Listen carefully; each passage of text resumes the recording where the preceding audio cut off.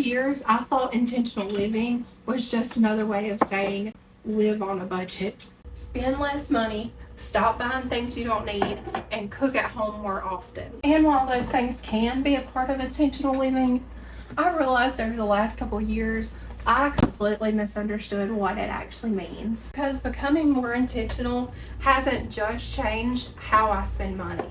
It's changed how I shop, how I take care of my home, how I spend my time, and even how I think about beauty. It's actually helped me feel more content with the life I already have. So today I want to share how my perspective on intentional living has completely changed, and why I don't think it's all about having less at all. The more I've learned about intentional living, the more I've realized it's really about being thoughtful with the choices we make every single day. This is the Miss Myers Multi-Surface Concentrate. And why I decided to go with Miss Myers is because they are Leap and Bunny certified. And if you don't know what that means, the Leap and Bunny program actually audits all their brands every year to make sure that there is no form of animal testing at all within the whole entire process. And I really appreciate that. There are multiple different scents. I'm slowly trying to turn our home into only cruelty-free products. So the things I'm focusing on right now are makeup, skincare, and home cleaning products. And what I love about this so much, I don't know why I did that. I have to put water in here. But what I love about this so much is that it has simplified all of my routines.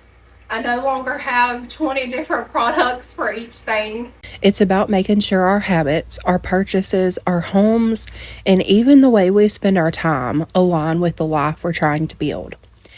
And actually, becoming more intentional has changed my life in ways I've never expected. One of the biggest examples of that has been my cruelty-free journey. When I first started switching to cruelty-free products, I thought I was simply changing the brands I purchased. I didn't realize how much it would change my entire mindset around consumption. Before, I could walk into a store or scroll online and buy almost anything without giving it too much thought. But once I started researching brands and paying attention to what companies actually aligned with my values, I naturally became much more selective about what I brought into my home. And surprisingly, that helped me stop overconsuming. Not because I'm trying to deprive myself or because I made some strict rule for myself. It's simply because I can no longer buy every single thing that catches my eye. I have to be intentional. I have to think about it. And I have to ask myself if it's something I truly need or if it's something that actually fits into my life now. Because of that, my routines have become simpler too. I'm still working through the products that I already have because I paid money for those and I'm not throwing those away. But now, being more selective and more cruelty-free, I have fewer products coming in, less clutter, and less decision fatigue. And that actually feels really freeing. Another area where I'm trying to be more intentional is with food. If I'm being honest, we've gotten into the habit of eating out more than we probably should. Life gets busy. Sometimes you're tired and it's just easier. But this month, we're really going to focus on cooking at home more often. Part of that is financial. Eating out adds up quickly, but it's also about our health.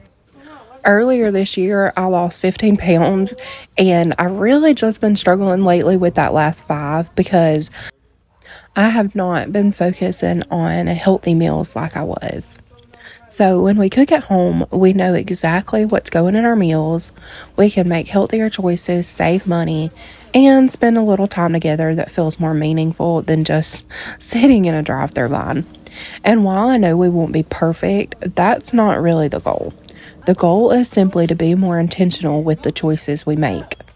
Another lesson intentional living has taught me is that a home doesn't have to be perfect to be beautiful.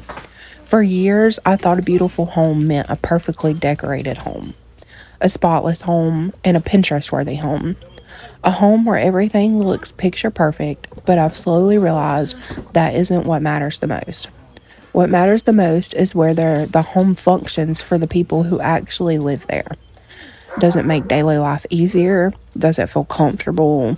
Does it feel welcoming? And is it cared for and loved? Because at the end of the day, our homes are meant to be lived in. They're not showrooms or magazine spreads, they're where we build our lives. And letting go of some of those unrealistic expectations has brought me so much peace. I've stopped focusing so much on whether my home looks perfect and started focusing more on whether it works well for our family. And that's me, my husband, and our 5 dogs. And that's made a huge difference. Becoming more intentional has also helped me become more realistic about our budget and our goals. There was a time when I felt like if I couldn't afford the big renovation or the expensive version of something, then I should just wait. But now I see things differently. I've realized there are so many ways to create a home that is beautiful and functional without everything feeling grand, fancy, or expensive. There are DIY projects, creative solutions, and small improvements that can make a huge impact over time. So this month, the goal is to eat at home more and not go out to eat so much. So if you guys have a quick, easy, simple recipe that we could try, please let me know because I need more recipes. Something easy though, like less than 5 or 6 ingredients. That's gonna be a struggle for us though, because we do like not eat.